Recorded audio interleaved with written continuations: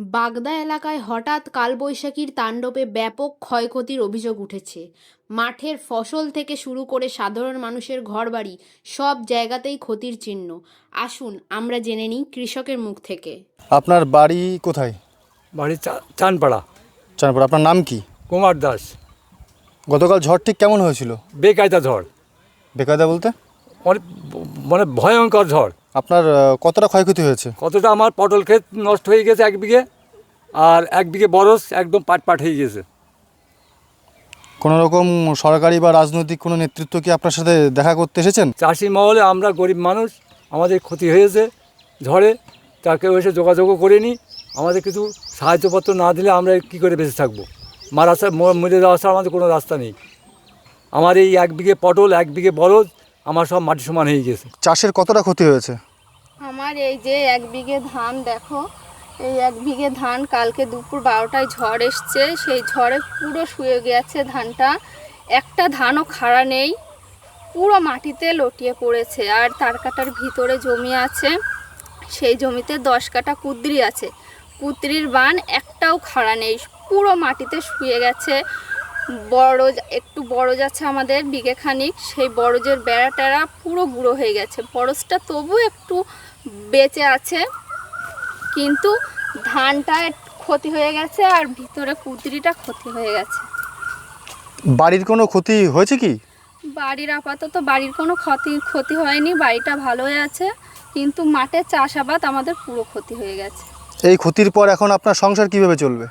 সংসার আর কিভাবে চলবে? গরিব মানুষের সংসার যেমনভাবে চলে, উনি জন খাটবে আর আমি বাড়িতে বিড়ি বেঁধেই আমাদের খেতে হবে, কেননা গরিব মানুষের এই ছাড়া তো কোনো কিছু করারই নেই, কেননা মাঠের আবাদটুকু পুরো নষ্ট হয়ে গেছে, এবার তাহলে জন খেটেই খেতে হবে। এই ঝড়ের পরে কোনো রাজনৈতিক নেতা বা প্রশাসনের লোক এসেছিলেন? না, কালকে 12টার থেকে আজকে এই সকাল 10টা বাজতে চললো, এখনও কোনো নেতারা আসেনি, কিংবা কেউই পার্টির লোক কেউই এসে দেখেনি যে গরিব মানুষের কতটা ক্ষতি হয়েছে, কিছুই দেখেনি। এই ঝড়ে যে আপনাদের চাষাবাদের যে ক্ষতিটা হলো, আপনার এই ক্ষতিতে কি ভোটের উপরে কোনো সিদ্ধান্তে প্রভাব ফেলতে পারে? এখন ভোটের সময় নেতাদের কোনো ক্ষতি হবে কিনা জানি না, কিন্তু আমাদের খুব ক্ষতি হয়ে গেছে।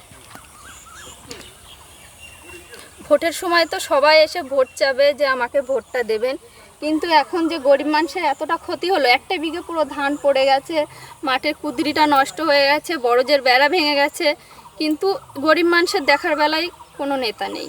আপনার চাষের কতটা ক্ষতি হয়েছে? চাষের এই যে কলা গাছ করেছি ভাই, এই 1 বছর ধরে চাষ করলাম, চাষ করে এই কালকে ঝড়ে এসে পুরো ভেঙে গেল। প্রায় 2 বিঘা জমি, এই যে 1 বিঘা ঠোঁটে কলা আছে আর 1 বিঘা চাপা কলা আছে। পুরোটাই কি নষ্ট হয়ে গেছে নাকি কিছুটা এখনো বাঁচানো গেছে? এই কিছুটা বেঁচে আছে, আর মানে 1 টাকার মধ্যে মানে 3 ভাগ নষ্ট হয়ে গেছে, 1 ভাগ আছে, এই দেখছো এই 1 টাকা আছে, কিছু কিছু আছে আফলো গাছ যেগুলো। এই ক্ষতির পর এখন আপনার সংসারে কিভাবে চলবে? এখন সারা বছর খেটে কাজ করা হয়েছে, এখন এই ক্ষতি হয়েছে, এখন তো আর্থিক সংকটে ঘটবে, যেটা এখন আবার আমাদের সেই কি বলা যায় যে আর্থিক সংকটের মধ্যে চলতে হবে আবার। এই ঝড়ের পরে কোনো রাজনৈতিক নেতা বা প্রশাসনের লোক কি এসেছিলেন?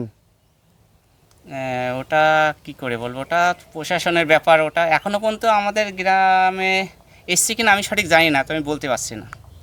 আপনার সবচেয়ে বড় সমস্যাটা এখন কি? এখন বর্তমান সমস্যা এই যে চাষ করেছিলাম 1 বছর ধরে খেয়ে না খেয়ে, এখন এই যে ঝড়ে ভেঙে গেল, এখন একটা অর্থ সংকট থেকেই যাবে, একটা সংসারে আবার ঘাটতি থেকে যাবে, সেটাই।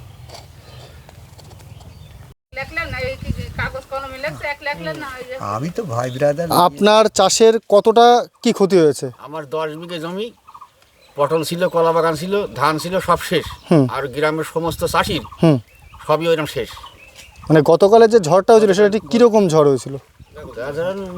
80-90 কিলোমিটার তো হবেই ঝড়ের গতিবেগ। আর বৃষ্টির সাথে কোনো শিলাবৃষ্টি? হ্যাঁ, বৃষ্টি ছিল, এবার শিলাও ছিল। শিলাবৃষ্টি হয়েছিল? শিলাবৃষ্টিটা 2 মিনিট ধরে হয়েছে। এই গ্রামের নামটা কি? সব ফসলে কি নষ্ট হয়ে গেছে নাকি কিছুটা এখনো বাকি আছে? কিছু প্রায় সব শেষ, শুধু ওই পাটগুলো যায় কোনো রকম টুকটাক পাচ্ছে, আর ধান, পটল, কলা বাগান শেষ। না থাকার মতনই। এই ক্ষতির পর এখন আপনাদের সংসার কিভাবে চলবে?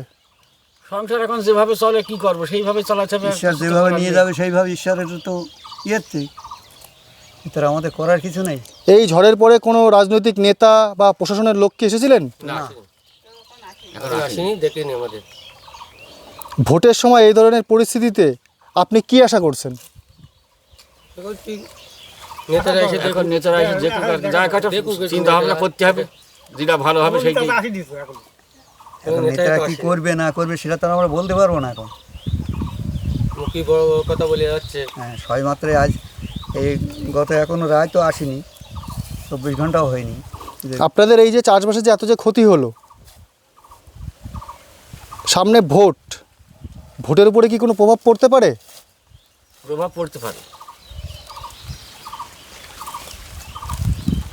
এই অবস্থায় আপনি সরকার বা রাজনৈতিক নেতাদের কাছে কি আশা করছেন? এখন আমরা একটু সাহায্য পালি ভালো হয়ে যাই। আপনাদের সবচেয়ে বড় সমস্যাটা কি এখন? সমস্যা এখন আমরাই চাষ কাজ করে খাই, তো আমাদের সব তো শেষ। এখন কি করবো, না খেয়েও থাকতে হবে, কোনো কিছু করার নেই। গতকাল ঝড়ে আপনার ঠিক কতটা কি ক্ষয়ক্ষতি হয়েছে? ক্ষয়ক্ষতি বলতে দেখতেই তো পাচ্ছেন, ঘর বাড়ি সব ভেঙে গিয়েছে, গাছ পড়েছিল, গাছটা সাফাই করা হয়েছে, টিন ভেঙে গিয়ে ঘরে থাকার মতন পরিস্থিতি নেই। শুধু কি আপনার এই ঘরের উপর থেকেই মানে সমস্যাটা হয়েছে, নাকি মাঠে চাষবাস? মাঠে তো প্রচুর ক্ষতি হয়েছে, ধান দিয়ে কলা বাগান দিয়ে সব তো একদম পুরো শুয়েছিল, মাঠ শেষ সব। এই ঝড়ের পরে কোনো রাজনৈতিক নেতা বা প্রশাসনের লোক কি এসেছিলেন? নেতা আসছিল, দুলালবার আসছিল, সোমা ঠাকুর আসছিল, প্রশাসনের লোক আসছিল। তারা কি শুধু আশ্বাস দিয়েছেন নাকি বাস্তবে কোনো সাহায্য করেছেন? ওই আশ্বাস দিয়ে গেছে। এই যে ঝড়ে আপনার ভোটের মুখে ক্ষতি হয়ে গেল, এতে কি আপনার ভোটের সিদ্ধান্তে কোনো প্রভাব ফেলতে পারে? ফেলবে তো অবশ্যই। ভোটের এই উত্তপ্ত সময়ে বাগদার সাধারণ মানুষের কাছে এখন সবথেকে বড় প্রশ্ন, কে সত্যিই পাশে থাকবে আর কে শুধু আশ্বাস দিয়েই চলে যাবে? ক্ষয়ক্ষতির এই বাস্তব চিত্রই হয়তো নির্ধারণ করবে আগামী দিনের সঠিক প্রতিনিধি বেছে নেওয়ার সিদ্ধান্ত। এই ধরনের আরও গ্রাউন্ড রিপোর্ট পেতে নজর রাখুন জনতার স্বর।